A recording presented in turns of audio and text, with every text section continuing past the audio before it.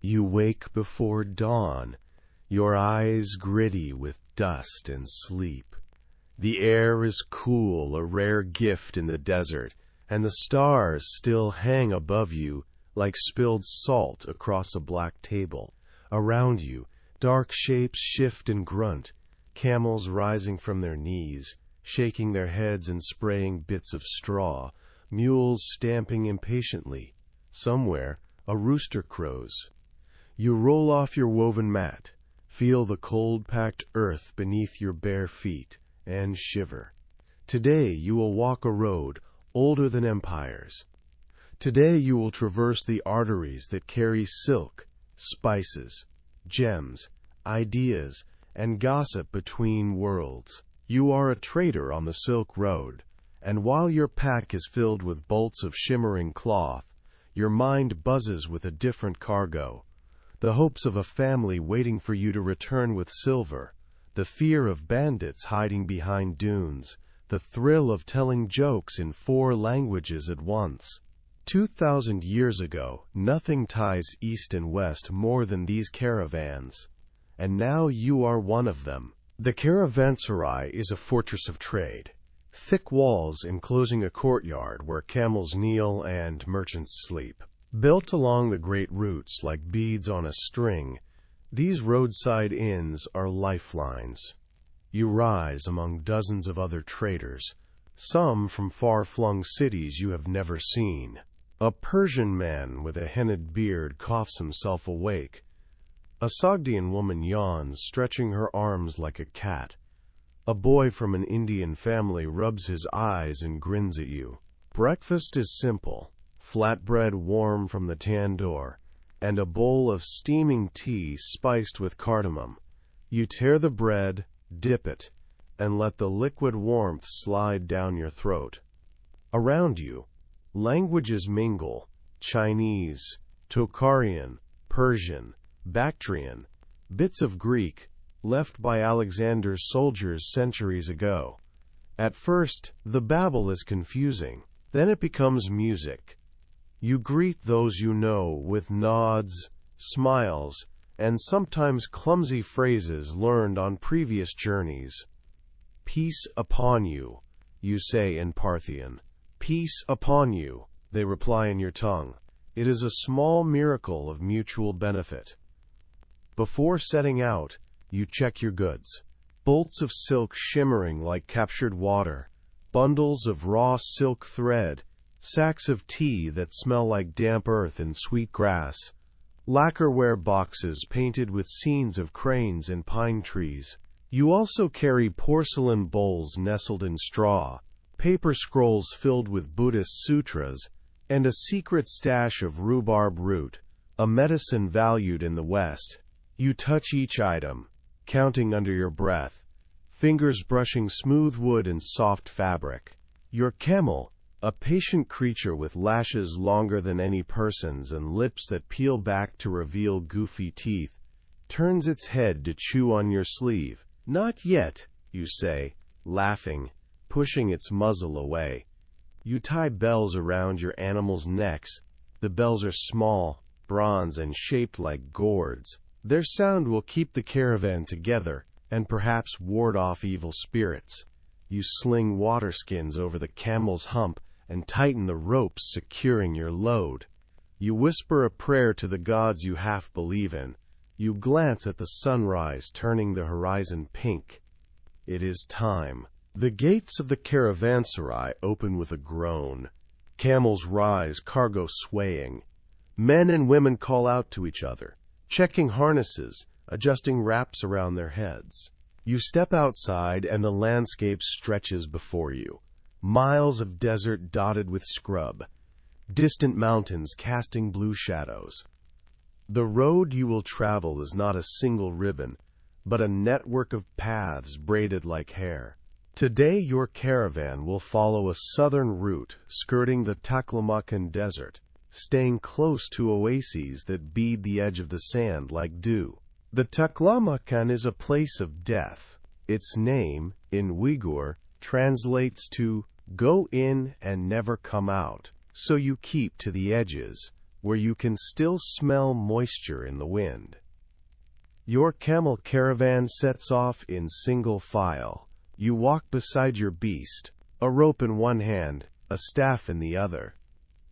The staff is topped with a copper knob, part walking aid, part defense against snakes, and, if necessary, bandits. The sand beneath your sandals is cool in the morning, but will soon burn. You wrap cloth around your feet. Behind you, a donkey carrying jars of oil snorts and tries to veer off toward a patch of wild onions. You tug your rope gently. "No," you murmur, "later." Ahead, the caravan master, a grizzled man named Karim, who has led dozens of journeys, raises his hand and calls out to keep a steady pace. A cluster of goats bleats as they pass, herded by nomads who wear felt hats and smell of fermented mare's milk. The world shrinks to the crunch of sand, the squeak of leather, the soft jangle of bells. As the sun rises higher, you feel its heat on the back of your neck. You pull your scarf lower over your face to keep the dust out. You fall into rhythm, step, breath, jingle, creak. Beside you, the Sogdian woman hums a melody you recognize from previous travels. You hum along. Words are unnecessary. Camels spit occasionally, their breath warm. The smell of dung mingles with the scent of spices from the bundles tied behind you. A child perched atop a pile of carpets fidgets and sings a song about dragons. The road ahead glimmers, a mirage shimmering like water. You know better than to trust it. You focus on the marks left by previous caravans. Deep ruts, footprints, camel droppings. They reassure you that you are on the right path. Hours blur. The day grows hot. You chew dried figs to keep your mouth from going dry. Every few miles, the caravan master signals a short rest. You lower your pack to let the camel kneel and sigh. Its breath steams when it exhales. You rub its neck, whispering to it as if it understands your jokes. The camel's eyes look bored. You cannot blame it. Some travelers ride horses, sitting high above the dust. You prefer to walk. Riding is more comfortable but less engaging. Besides, walking lets you listen to the road. You hear the stories it has to tell if you pay attention. The howl of wind across dunes, the warning hiss of a snake under a rock, the faint buzz of insects near a tuft of grass. You talk to your fellow traders to pass the time. The Persian with the hennaed beard tells you about his home city, where gardens bloom in the desert thanks to underground canals. He speaks of pomegranates bursting with juice and of poetry, recited at night under the stars. You tell him about your mother's dumplings stuffed with meat and cabbage. He asks for the recipe. You attempt to describe the process with gestures and laughter. The Indian boy shares dried mango with you, and your tongue tingles with its sweet tartness. In return, you give him a piece of sugarcane candy you bought at the last town. Exchange is not limited to goods. It includes stories, songs, and jokes. Someone tells a riddle about a donkey, a jar of wine, and a clever wife. You do not understand the punchline in the original language, but the animated gestures and laughter make you laugh anyway. Laughter is a universal currency. When conversation lulls, you recite prayers or count steps. You watch the shifting colors of the desert, how the sand is golden in morning light, then orange at noon, then purple as shadows lengthen. You notice how the sky seems endless. Clouds appear occasionally, like islands floating in an ocean of blue.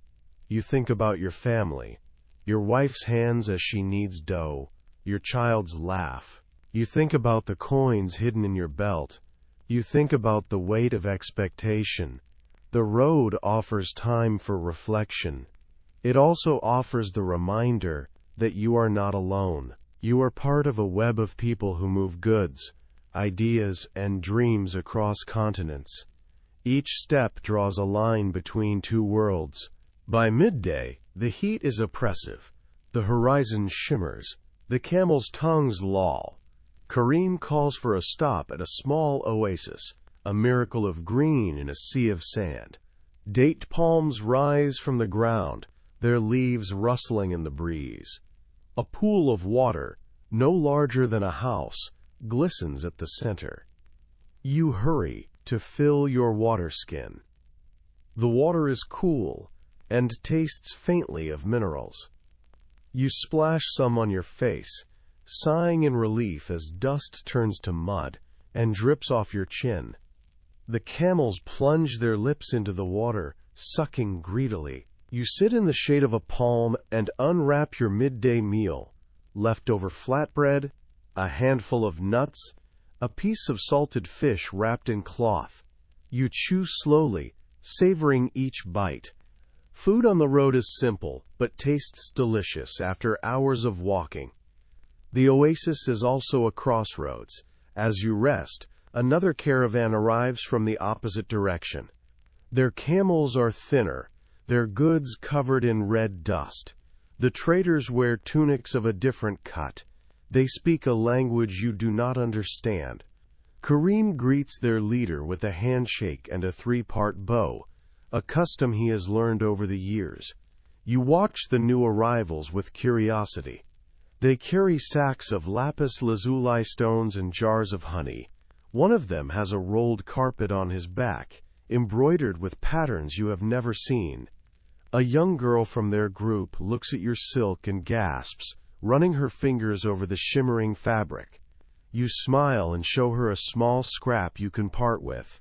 Her father trades you a handful of raisins for it. Exchange at oases is informal and friendly. There are no tax collectors here, no watchful officials. Only travelers seeking shade and news. You listen to stories from the other caravan. They speak of a flood that washed away a bridge, forcing them to detour through mountains. They warn of bandits near the next pass. You tell them of a new tax levied at the last city and how to avoid it by leaving the road and crossing at a less watched ford. Information is as valuable as gold on the Silk Road. You commit their warnings to memory. You also learn a new song from their camp, a melody that sticks in your head, its minor notes haunting and beautiful. You hum it as you refill your water skin, letting the tune wrap around your thoughts like silk. The Silk Road is not just markets and oases. It is also a place of danger. In the late afternoon, as the caravan skirts a rocky outcrop, Karim slows his camel and looks ahead, squinting. You follow his gaze. In the distance, you see small figures moving toward you, their shapes distorted by heat. At first, you think they are nomads or another caravan. Then you see the glint of metal, swords, bandits. Karim raises his hand again, but this time his signal is different. He brings his fist to his chest. You know what it means. Prepare to defend. Your heart races. You tighten your grip on your staff. The bandits approach, 5 of them on horseback. They are lean, with scarves wrapped around their faces and bows slung across their backs. One has a scar that bisects his eyebrow. Another has a necklace made of animal teeth. They pull up a short distance away and shout something you do not understand. Karim responds in a language that must be common to both. The bandits gesticulate toward your goods. Karim shakes his head firmly. Tension crackles like static. You glance at your fellow traders. The Persian man holds a curved dagger. The Sogdian woman has a slingshot loaded with a rock. The Indian boy clutches a stick. The bandits draw their swords and charge. Time slows. Dust flies up as hooves pound. You plant your staff in the ground, ready to swing. One bandit rushes toward you, eyes narrowing as he aims for your camel's load. You step in, thrusting the copper knob of your staff toward his chest. He jerks the reins, swerves, and loses his balance. He tumbles off his horse, rolling in the sand. The Indian boy's stick cracks against the ribs of another bandit's horse, causing it to rear. The Sogdian woman's sling whistles. The rock thuds against a bandit's forehead. He drops his sword, dazed. Karim leaps onto a horse's flank and knocks a bandit to the ground. The Persian man slashes at a saddle girth, sending its rider sprawling. The remaining bandits curse and retreat, realizing this caravan is more trouble than it is worth. You shout after them, a mixture of fear and triumph. Your heart hammers. Adrenaline surges. Your camel, unbothered, chews cud. After the bandits flee, you collapse onto a rock, breathing hard. Laughter bubbles from your lips. It is partly relief, partly hysteria. You look at your companions. They are dusty, sweaty, and shaking. You are too. You share a smile with the Sogdian woman. You throw a stone better than most soldiers, you say in clumsy Sogdian. She grins. You wave a stick like an old grandmother, she replies. You laugh. Humor diffuses tension. You check your goods. Nothing is missing, but your hands tremble. You know this will not be your last encounter with danger. You also know that your caravan is stronger together. You continue, more watchful now, scanning the horizon for movement. After days of desert, the road rises. Mountains loom ahead, their peaks capped with snow. This is the Tian Shan Range, a spine of rock that divides worlds. The road hugs cliffs, winds through ravines, and crosses high passes where the air is thin and your breath comes in visible puffs. The temperature drops. You wrap your cloak tighter. The path narrows. Sometimes it is no wider than a camel's body, with sheer drops on one side and jagged rocks on the other. You trust your camel to find footing. You also whisper prayers to every mountain god you can remember. The bells around the camels' necks clang softly, echoing off rock faces. The scenery is stunning. Pines cling to the mountainside, their scent sharp and clean. Waterfalls tumble down cliffs, splashing onto rocks with a roar. Birds wheel overhead. At night, when the caravan stops in a sheltered valley, you build fires from fallen branches. The flames flicker, painting your companions' faces orange and gold.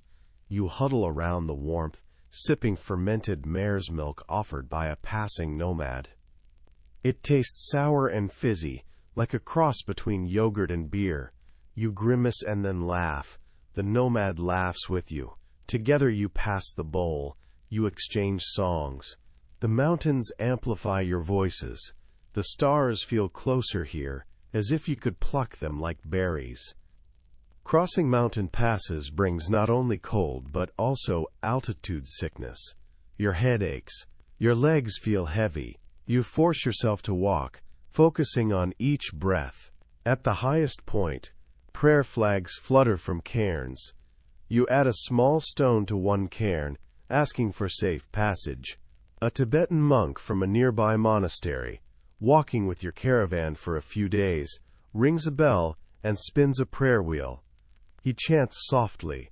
The sound blends with wind and bell. You feel small and grateful. On the descent, your knees wobble.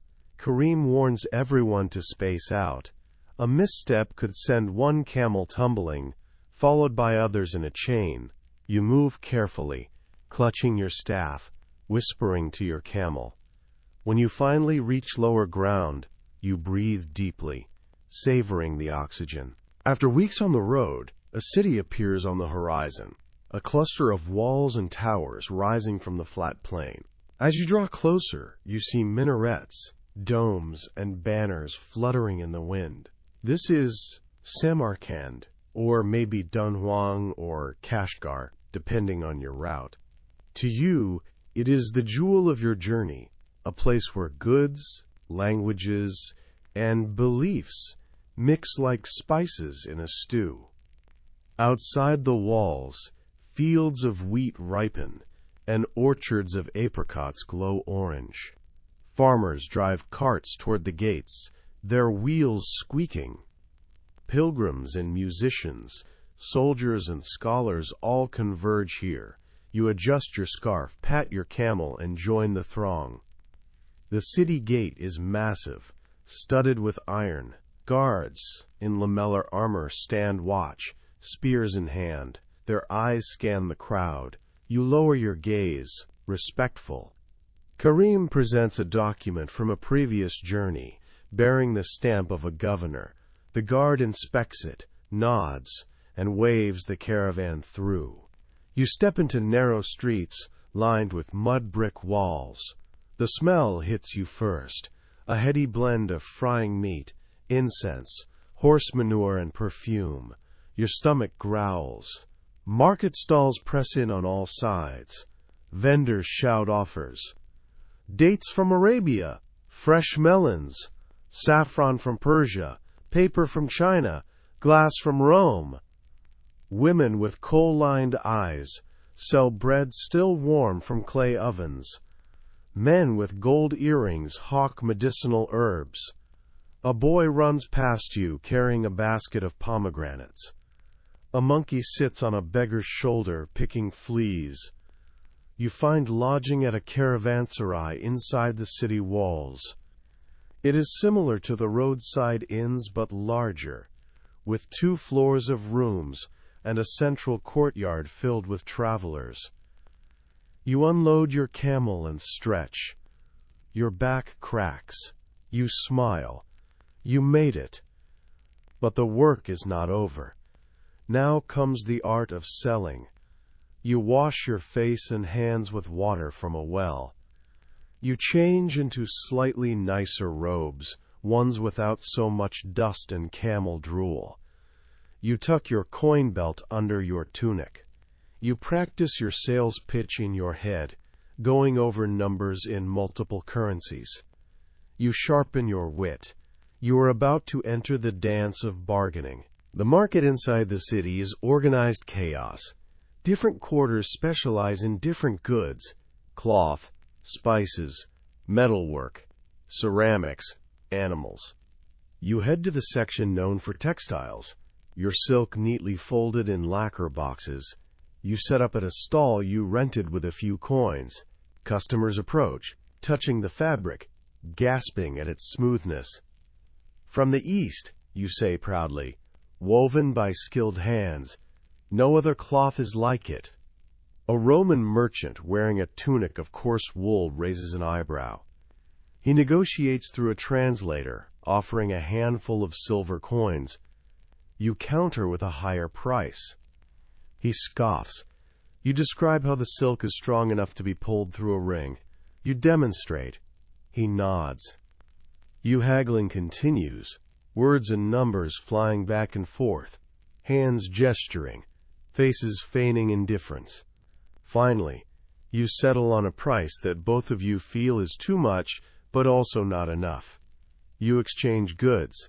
He leaves with silk. You tuck silver into your belt, feeling its weight.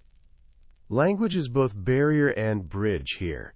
You have learned enough Persian to bargain. You know numbers in Greek, courtesy of travelers from the Mediterranean.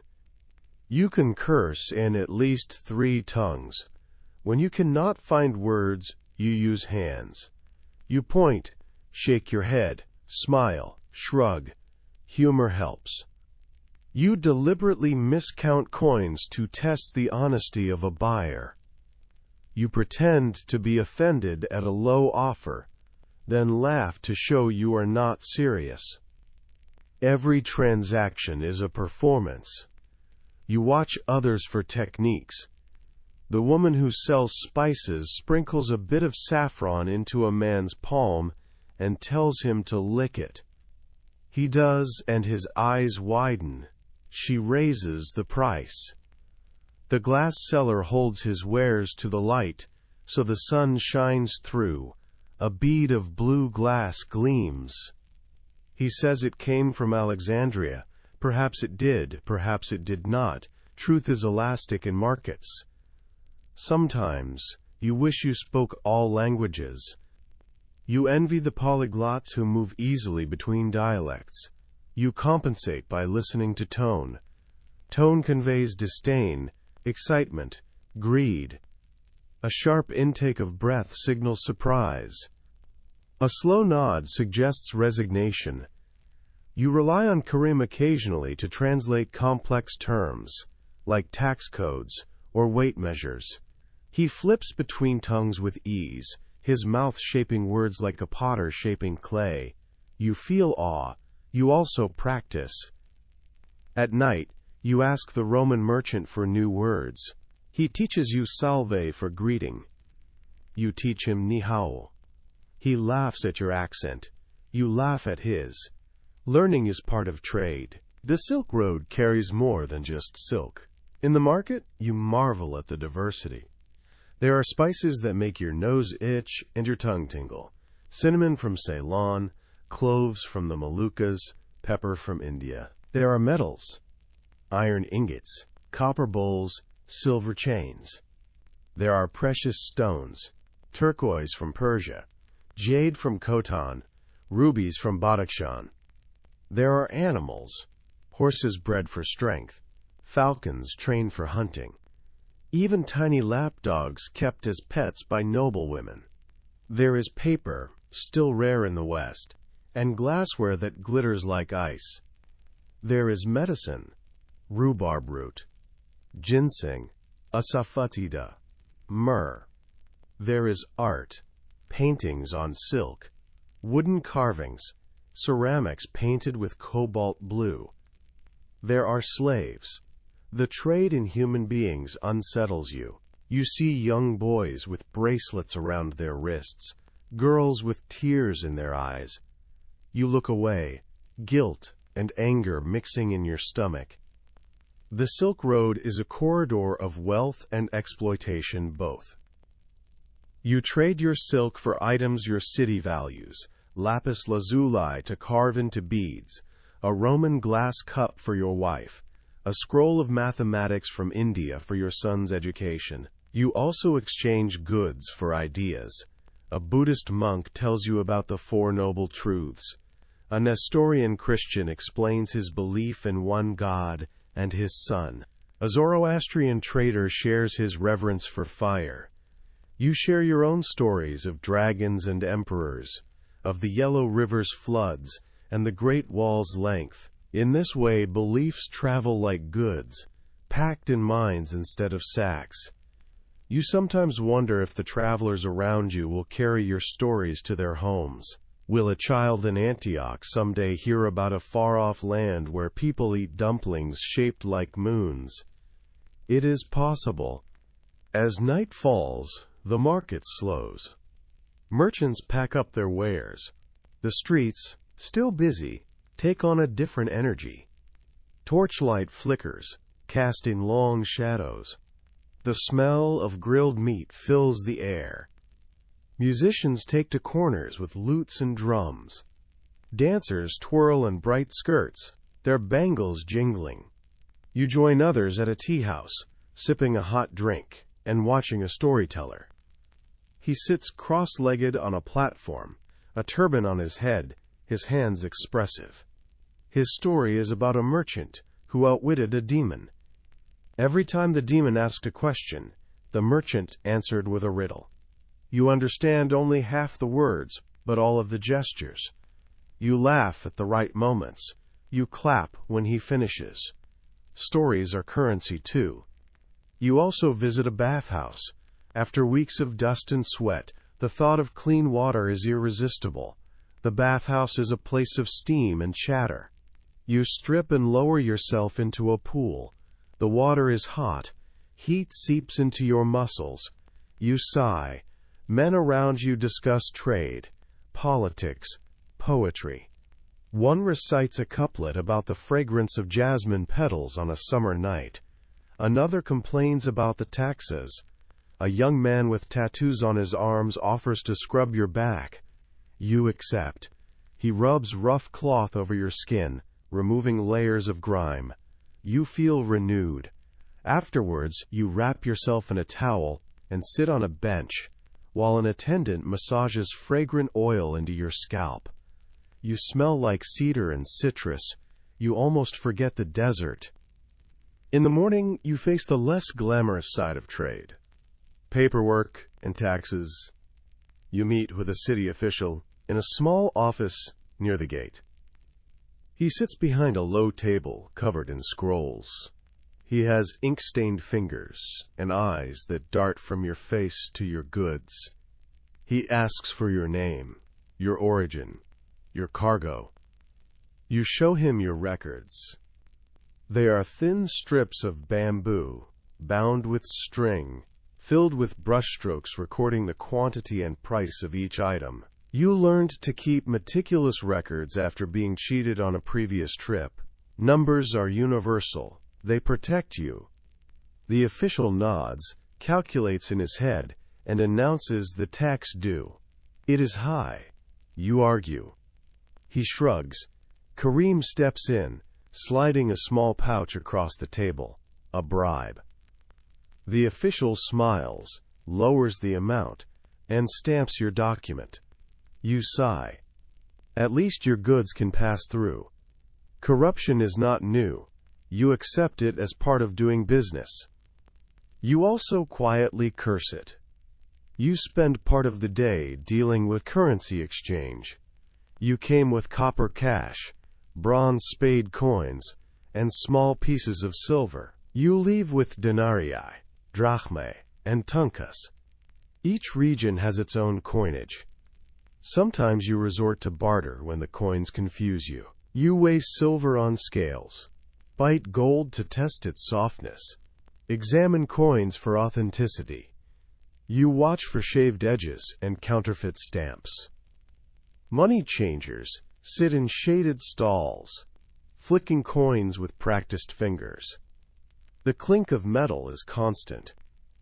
You feel like a magician, turning cloth into gold, gold into stones, stones into knowledge.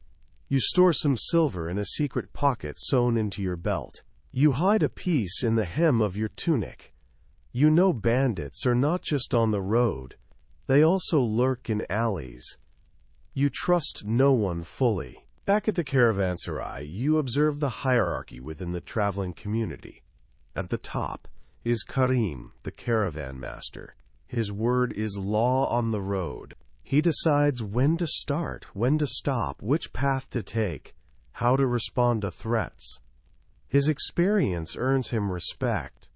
Under him are sub-leaders responsible for groups of animals or specific goods. You are somewhere in the middle, experienced but not commanding. Below you are new traders, their eyes wide, their nerves shaky. You remember your first journey, how you clung to every instruction, how you nodded even when you did not understand. You try to be patient with newcomers. You answer their questions, even the naive ones like, do camels get seasick? They do not. They hate water, except to drink. The caravan is a microcosm of society. There is cooperation and competition. There are friendships and rivalries. At night, you gather around fires in small groups. You share food. You share gossip. Someone plays a flute. Someone else sings. Arguments flare occasionally over who stepped on whose foot, who ate whose almond, whose camel spit. They are usually resolved quickly. You cannot afford grudges when you depend on each other for survival. Love sometimes blossoms. You have seen marriages arranged on the road, and marriages fall apart by the time the caravan reaches the next city. Births and deaths happen too. Babies are born in tents. Old men die under stars. Life continues even when on the move. Humor is the glue. You tease Karim about his snoring. He retorts about your singing. You laugh when the Indian boy tries to ride a camel backwards. He laughs when you trip over a tent rope. You invent games, like guessing how many paces to the next well. Winner gets the last fig. You tell ghost stories about spirits that haunt old forts. You pretend not to be scared, then jump when a camel sneezes. Camaraderie builds resilience. Without it, the road would be too long. Trade is not complete until you return home. After weeks in the city, selling your goods and buying others, you repack your camel. Gone are the silk bolts.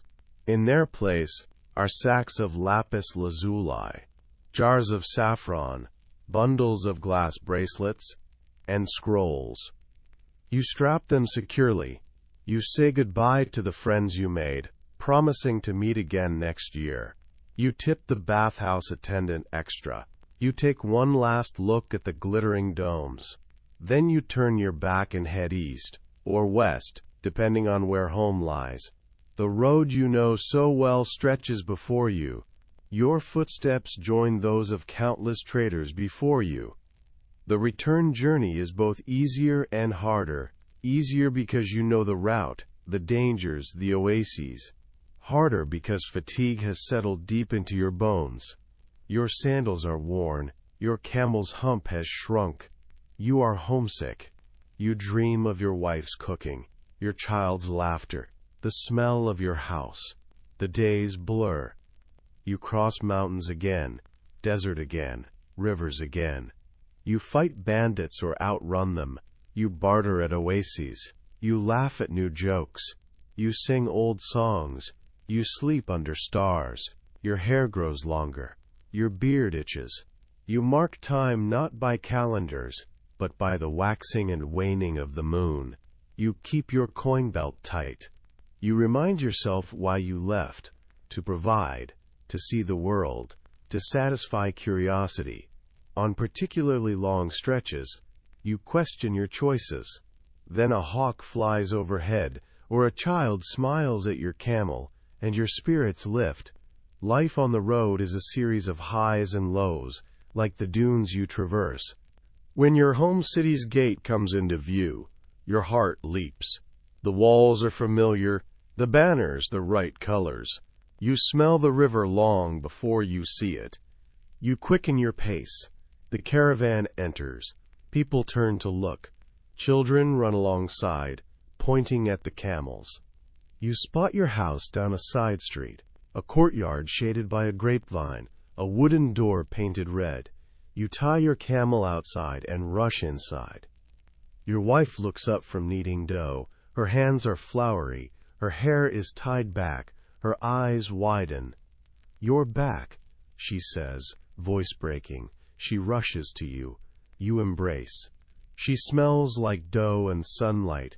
Your child runs up, hugging your leg. You kneel, scoop them up, laughing and crying at once. You unload your goods in your courtyard. Your wife gasps at the blue glass cup from Rome. "It's like ice," she whispers. Your child reaches for the jade stone. You gently take it away. "For later," you say. You tell stories over dinner, stories of bandits and oases, of camels and mountains, of jokes and songs. Your wife listens, eyes wide. She laughs. She frowns. She places her hand on yours when you talk about the bandits. You go to bed, on your mat, under a roof, within walls. You sleep deeply. No watchman's call. No bell. Just your wife's breathing, your child's small snores. For the first time in months, you relax completely. You dream of your camel. In the dream, it talks, complaining about the weight of your trade goods. You laugh in your sleep. Days after your return, you sit under your grapevine, sipping tea, reflecting. You think about how far you traveled, hundreds of miles across deserts, mountains, and rivers. You think about how many people made your journey possible. The farmers who grew the food you ate, the builders who constructed the caravanserai, the caravan master who guided you, the guards who opened the gates.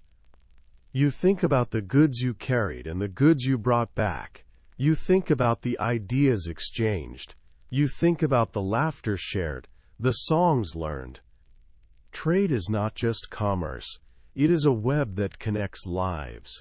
Your silk may now be worn by a Roman matron. A child in Bactria may be reading from a scroll you carried. The raisins you traded at an oasis may have been baked into a sweet bread eaten by a traveler heading east. You also reflect on the dangers, bandits, illness, taxes, weather. You survived, but others did not. Magda, the Sogdian woman, if she appears in this story, we can unify cross with previous, but we mention she may be a friend, may choose to settle in Samarkand rather than risk another trip. The Indian boy will soon be a man, leading his own caravan. Kareem is planning his retirement. You wonder how many more journeys you will make. Your wife hints that she would like you to stay. Your child wants to see the camels. You feel torn between the lure of the road and the comfort of home. You are not alone. Traders throughout history share this feeling. The Silk Road is as much a path through your mind as through the desert. It seduces with freedom and challenges with hardship. It makes you question what matters, the wealth gained or the experiences lived. You decide that both matter. You plan to rest for a year, maybe 2, to spend time with your family, to invest your earnings in something stable. You consider buying a share in a bathhouse or opening a shop, but part of you knows that when the caravan bells jingle outside the gate again, your feet will itch. The horizon will call. The possibility of new stories, new friends, new goods will tug at you. You will look at your camel and wink. The Silk Road does not end. It pauses, it waits, it whispers. Although your journey is over, the rhythm of the road stays in your body. At night you close your eyes and hear the jingle of camel bells. You smell dust and cloves. You feel the sway of walking. Your dreams take you back to the desert. You see the sun rising over dunes. You taste the bitter tea of the caravanserai. You laugh at jokes told in 3 languages. You revisit the moment you knocked a bandit off his horse. You climb mountains again, breathing hard. You stand in the market, bargaining with a Roman merchant. But your dream also shifts. In it, you are not a trader, you are a road. People walk across you. They carry goods, yes, but they also carry ideas. You feel their footsteps. You feel their excitement, their fear, their love, their hope. You feel connected to them all. Sleep is a time to process, to digest not just food but experiences. As you drift, your mind weaves together the colors of the goods you saw, the flavors you tasted, the languages you heard. It sorts them, stores them, discards some, keeps others. It also imagines new combinations. In one dream, you mix saffron with tea and create a drink that glows like sunrise. In another, you imagine a camel with wings that flies over mountains in a day. You wake up chuckling. You tell your child, who giggles. Dreams lighten the heaviness of the road. They remind you that your work is not all struggle, it is also adventure. Sometimes, sleep is not restful. You wake with a start, hearing a bandit's shout in your mind. Your heart races. Your wife murmurs, half asleep, and rubs your arm.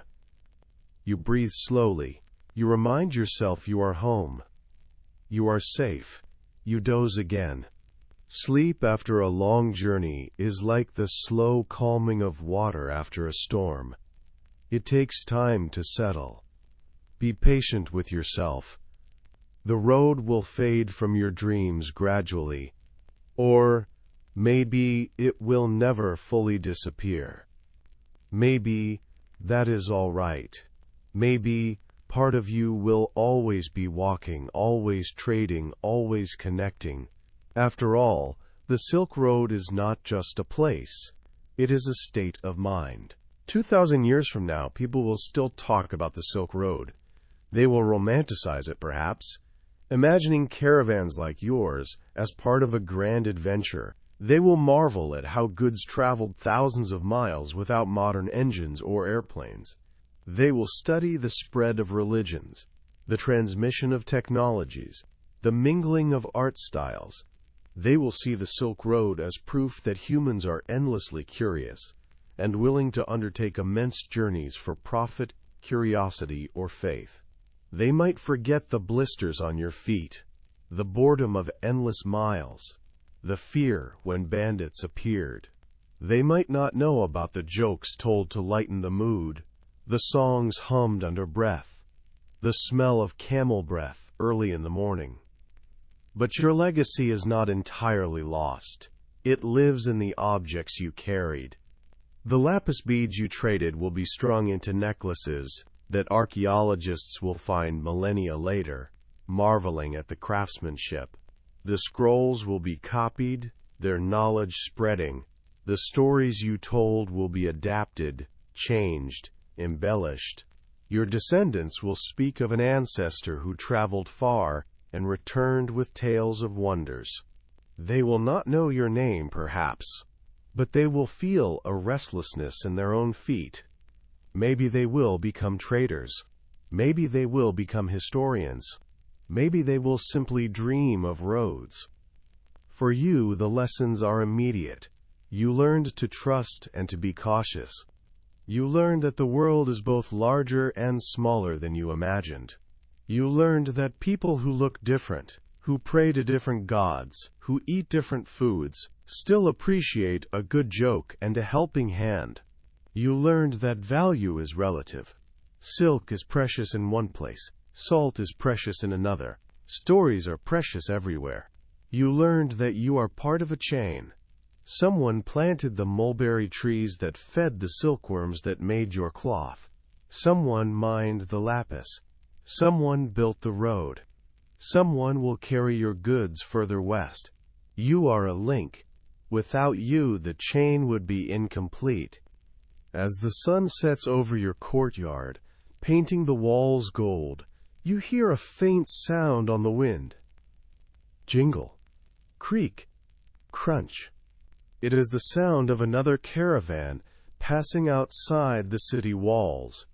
You smile. You know the rhythm. You know the feel. For a moment, your heart quickens.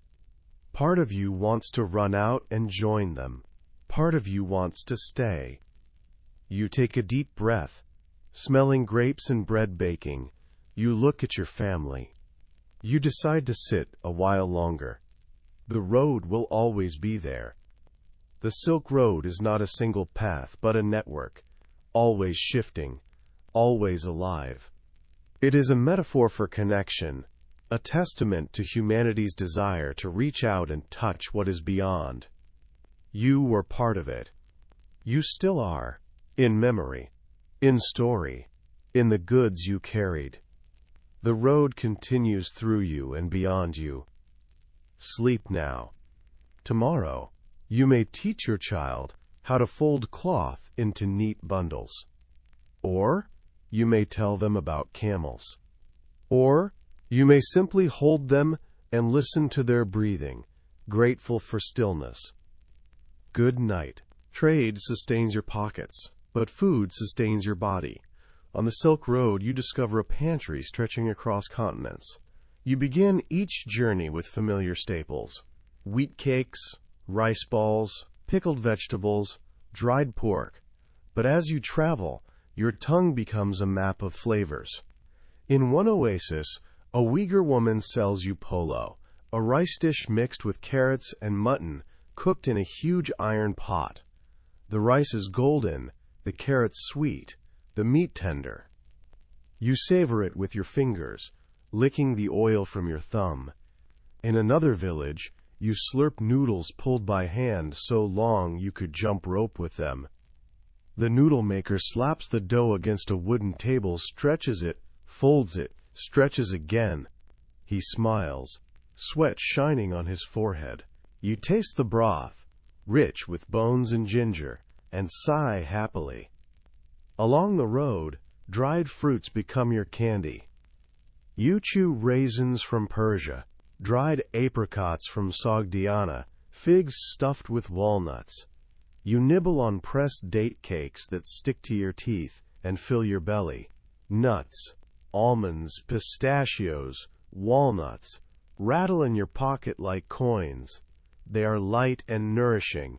When you feel weak, you suck on rock sugar. When you need salt, you lick a piece of dried fish. You drink goat's milk, camel's milk, mare's milk turned into kumis. The first time you try kumis, you gag at the sourness. The second time, you ask for more. Fermented drinks are part of life on the road. They kill the taste of stale water, help you sleep, and dull the edge of fear after a bandit attack. Herbs and spices travel in pouches, brightening meals. You sprinkle cumin on stews, grind peppercorns onto goat meat, throw a cinnamon stick into your tea. You share a meal with a Buddhist monk who pours sesame oil over boiled millet and offers you a pickled egg. The yolk is grayish-green, the texture creamy. You hesitate, then bite. It's salty, tangy, and strangely satisfying. Food is a language of hospitality. Even bandits sometimes accept a meal instead of blood. Once, you come upon a nomadic camp where women are making cheese. They squeeze curdled milk in cloth and hang it to dry in the sun. They offer you a piece. It is hard and sour. You chew slowly, your jaw aching. You smile and nod. They smile back. You trade a handful of raisins for a bag of cheese. Both sides feel like winners. Food also carries memories. When you smell a stew of lamb and onions, you think of your grandmother stirring a pot over a clay stove. When you taste sesame balls coated in honey, you recall the festival when you first kissed your wife. When you drink tea laced with cardamom, you remember a night at a caravanserais when you and a stranger debated the existence of dragons. Food binds you to home and to the road simultaneously. As you travel, you collect recipes like treasures. You cannot bring back a mountain or a desert, but you can bring back spices and techniques. You plan to mix saffron into your wife's rice, to steam buns with dried apricots, to add cumin to your dumplings. You imagine your family's faces when they taste these distant flavors. You smile. Your stomach grumbles. You reach for another fig. No Silk Road story is complete without its beasts. Camels are your ships across the sand, their broad feet making footprints like bowls. You have a love-hate relationship with them. You love their endurance. They can walk for hours, carry loads heavier than a horse, survive on sparse grass and brackish water. You hate their attitudes. They groan when you load them, fart when you least expect, spit when they are annoyed. Their breath smells like rotting cabbage. You find hay stuck in your hair after they nuzzle you, yet you talk to your camel as if it were a friend. You pat its neck, scratch between its ears, tell its secrets. You swear it understands. In return, it occasionally nuzzles your shoulder when you are sad. It may be because your tunic smells like carrots, but you choose to believe its empathy. Horses join some caravans, especially in regions where speed matters more than capacity. Their gaits are smoother than camels. Their manes are softer. They whinny sweetly. They drink more water and tire more easily. You ride a horse when you need to scout ahead or when the road is firm. You sometimes race with other riders across a field, shouting and laughing, forgetting trade for a moment. Donkeys are unsung heroes. They are smaller, stubborn, and can navigate narrow mountain paths that camels cannot. They bray in the most ridiculous way, like squeaky hinges. You love them for their ridiculousness. Sheep and goats sometimes travel with caravans, providing milk, meat, wool. Dogs run alongside, barking at bandits and chasing away snakes. Cats stay in caravanserais, catching mice and curling up in traders' laps. People are animals, too, in their way. You observe your companions like you observe beasts. Karim, with his gruff bark but gentle heart, is like an old mastiff. The Sogdian woman with quick hands and sharp eyes is like a hawk. The Indian boy with his boundless energy is like a puppy. You recognize yourself in your camel, stubborn, enduring, occasionally spitting.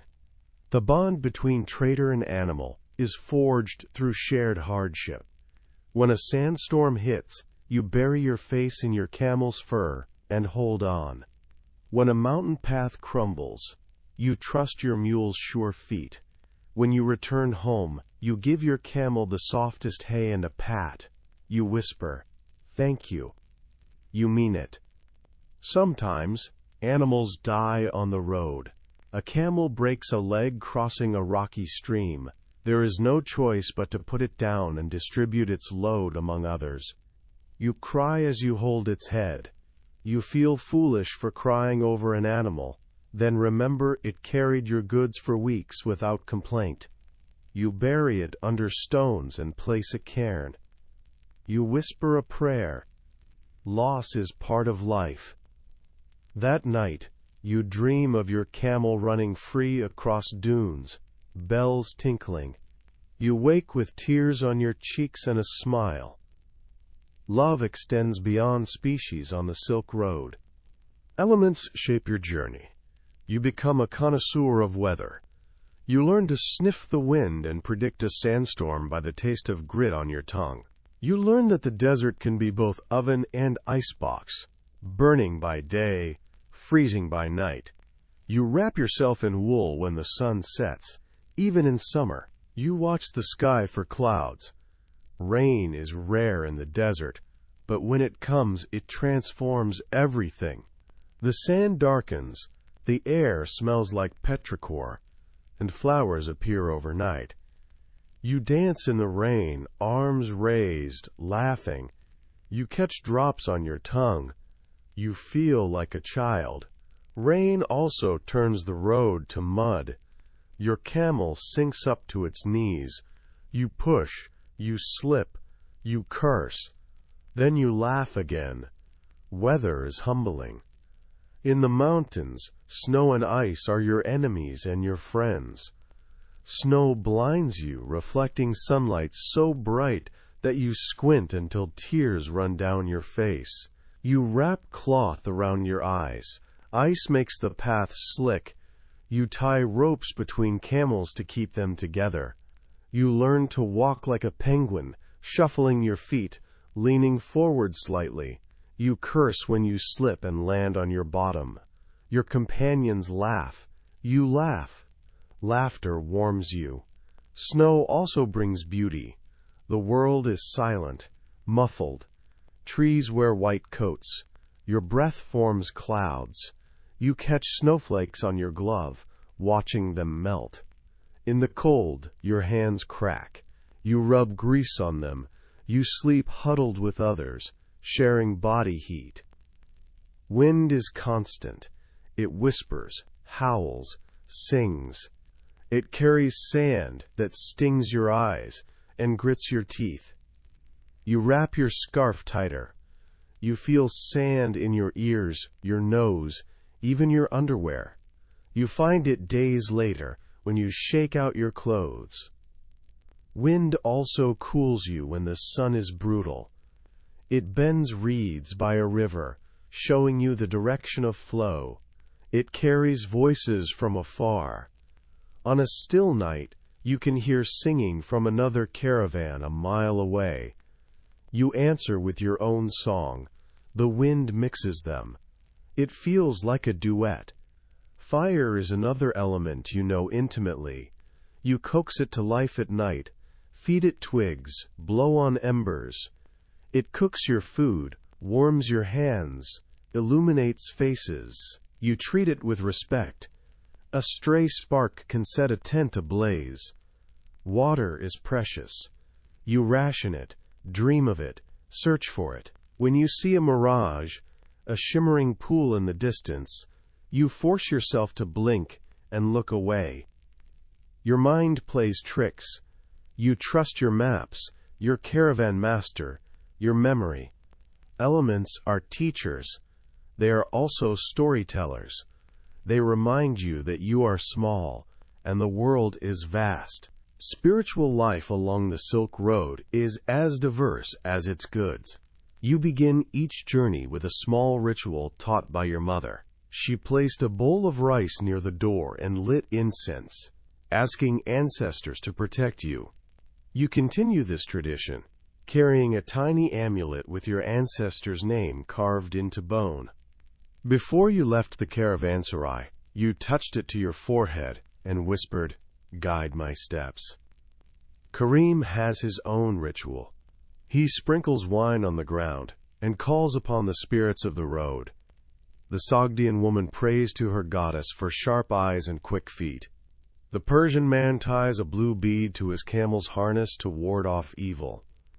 The Indian boy sings a hymn to Ganesha, remover of obstacles. The Tibetan monk spins his prayer wheel, sending prayers into the wind.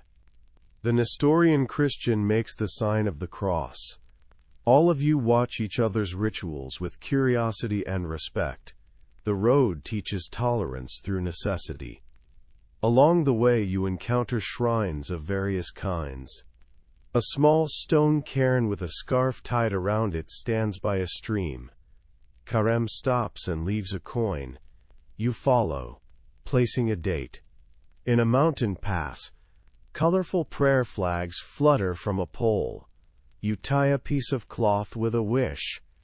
Safe travels, good profits, a quick return. At an oasis, a small statue of a goddess sits under a tree, her face serene. A child touches her feet and giggles. You bow, not knowing her name. In a city, you visit a grand temple with red columns and golden roofs. You light incense and watch the smoke spiral upward. You listen to the chant of monks, deep and resonant. You feel your heart slow. Later, you enter a fire temple where priests tend a flame that has burned for centuries. The heat warms your face. You hear the crackle. You smell sandalwood. You feel awe. Rituals also exist in the mundane. You always tie your camel's rope in a certain knot, 3 loops and a hitch, whispering, "Stay strong." You always drink water before eating, never after, to keep your stomach calm. You always clap twice before stepping into a caravanserai room, to wake any spirits and ask permission. Others have their own habits.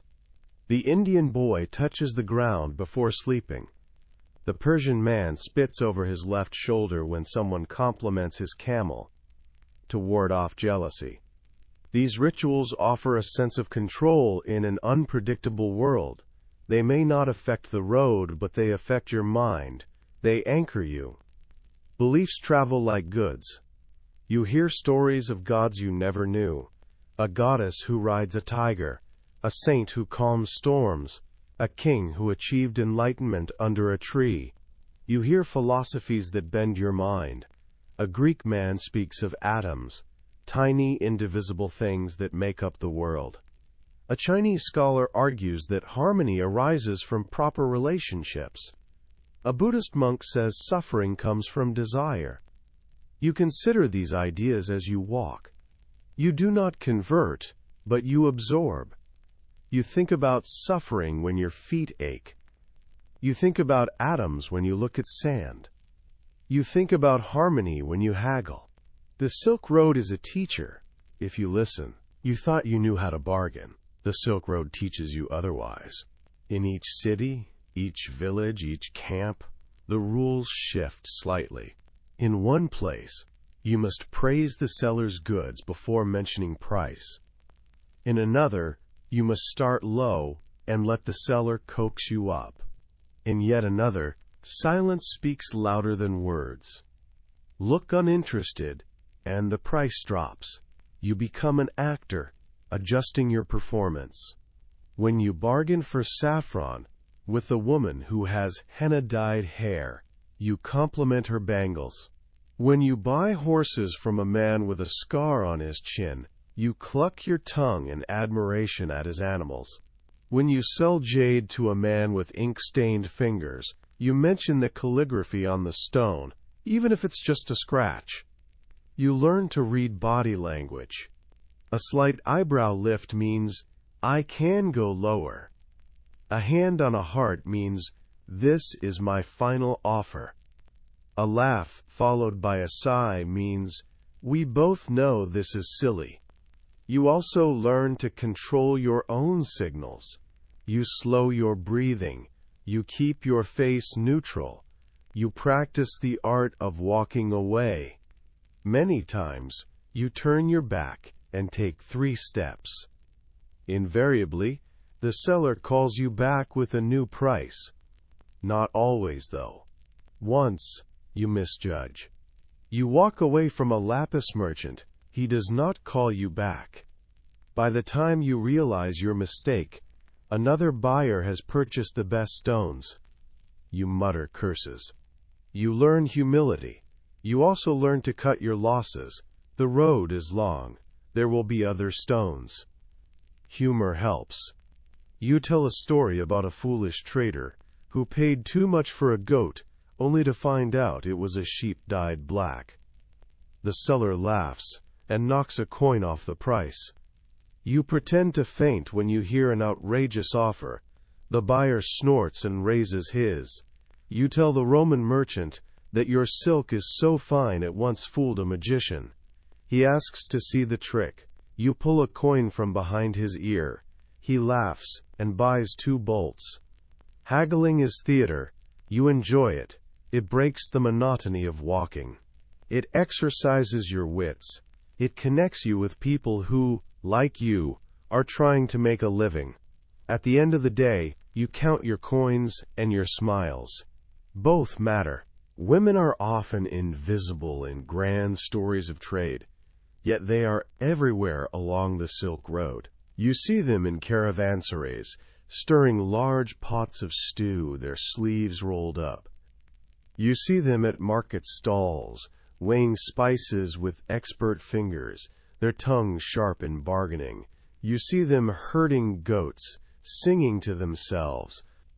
You see them riding camels, veils pulled back, eyes bright. The Sogdian woman in your caravan is not unusual. She is the rule. She knows the road as well as any man. She carries daggers hidden in her boots and knows how to throw them. She also knows lullabies in 3 languages. At night she sings to her baby, a bundle strapped to her back, swaying gently as she hums. The baby sleeps despite the noise of bells and snoring traders. In the cities, women run inns. An innkeeper in Kashgar offers you bread and tea, asks about your journey, and charges you fairly. Her daughter sits at the door, stringing beads into bracelets. You buy one for your wife. She smiles shyly. In another city, a woman crafts jewelry. Her hands are rough from work. She holds up a pair of gold earrings shaped like lotus petals. You think of your sister and buy them. She wraps them carefully. You thank her. Outside, women fetch water, grind grain, weave cloth, tell stories. They also trade knowledge. One teaches you how to dye cloth using indigo leaves. Another shows you a plant that cures stomach cramps. You repay them with stories of faraway markets and the taste of sugarcane. Women also wield power behind the scenes. You hear of a queen in the Kushan Empire who controls trade routes and collects taxes. You hear of Chinese empresses who issue edicts promoting silk production. You hear of stepmothers who decide when and where their tribes move. In a small mountain village, you meet an elderly woman who acts as judge. People bring disputes to her. She listens, nods, then delivers verdicts with no tolerance for nonsense. You admire her. You realize that while the Silk Road is paved by men's footsteps, it is sustained by women's labor and wisdom. Without them, there would be no food, no cloth, no children, no continuity. You carry their stories with you, telling your wife and daughter, ensuring they know that the road belongs to them too. A journey of months exposes your body to countless ailments. You learn to listen to your aches and address them before they become disasters. The Silk Road teaches you that health is as valuable as silk. In caravanserais, you see an array of healers. A Chinese doctor feels your pulse, examines your tongue, and prescribes acupuncture.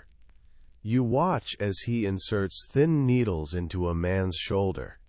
The man winces, then sighs in relief as his pain eases. The doctor advises him to drink soup made from ginseng and jujube dates. A Persian physician applies a poultice of turmeric and honey to a camel's infected foot. The yellow paste sticks to the fur. He wraps it with cloth. Turmeric draws out heat, he says. You nod, storing the information. An Indian healer crushes herbs in a stone mortar, holy basil, ginger, cardamom. She mixes them with warm water and sugar. The concoction smells like summer. She gives it to a woman with a cough. The woman's breathing eases. Preventative measures are part of your routine. You chew resin from the mastic tree to clean your teeth. You wash your hands and feet when water is available. You cover your head from the sun and your mouth from dust. You bandage blisters with strips of soft cloth. When you feel a cold coming, you brew tea with ginger and honey. When a companion is bitten by a snake, you suck out the venom, if you know the snake is not deadly, and bind the wound tightly. You carry dried herbs in pouches pinned to your belt. You know which plant to chew to ease stomach cramps, mint; which bark to suck for sore throats, willow; which seed to swallow for constipation, fenugreek. You also learn that rest is medicine. On nights when your body feels heavy, you sleep early. You do not always have that luxury, but you take it when you can. Still, sickness strikes. In a mountain pass, a young trader develops a fever. His skin burns, he shivers, his eyes roll. The caravan stops, you gather around. The Tibetan monk chants. The Persian physician brews a potion of licorice root, cinnamon, and dried lime. The Sogdian woman rubs the boy's feet with oil. You hold a cloth soaked in cool water to his forehead. You tell him stories to distract him from the pain. He moans. Night falls. You fear he will not see morning. But at dawn, his fever breaks. He sweats. His breathing steadies. He opens his eyes. You cheer softly. You realize healing is not just herbs and prayers. It is also hands, voices, presence. It is community. Sometimes, despite all efforts, you lose someone. A trader falls from a cliff. A boy is struck by a stray arrow. A camel collapses and cannot rise.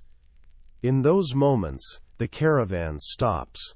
Karim calls for silence. The group gathers. You dig a grave, if the ground allows. You wrap the body in cloth. You sprinkle water, wine, or milk, depending on belief.